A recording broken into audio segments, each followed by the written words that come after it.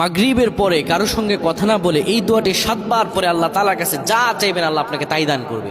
অভাবে আছেন, ঋণগ্রস্ত আছেন, মাথায় টেনশন, ঋণের বোঝা, বাড়িতে থাকতে পারতেছেন না, আল্লাহ সব আপনার পেরেশানি দূর করে দেবে ইনশাআল্লাহ। যদি আপনি আমলটি করতে পারেন, আমল মানুষের জীবন বদলিয়ে দেয়, আমল মানুষের জীবনকে পরিবর্তন করে দেয়। আল্লাহ তাআলা আপনার সব দোয়া কবুল করে নেবেন ইনশাআল্লাহ।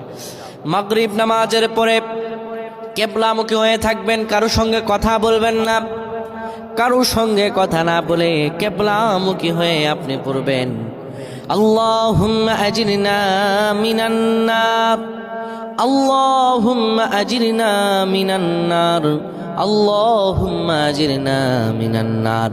যদি এটি আপনি মাগরিব নামাজের পরে কারোর সঙ্গে কথা না বলে পড়ে 7 বার পরে দুটি হাত তুলে আল্লাহর কাছে দোয়া করেন, আল্লাহ জাহান্নামের আগুন থেকেও বাঁচাবেন এবং আল্লাহ আপনার সব দোয়াগুলো কবুল আর মঞ্জুর করে নেবেন।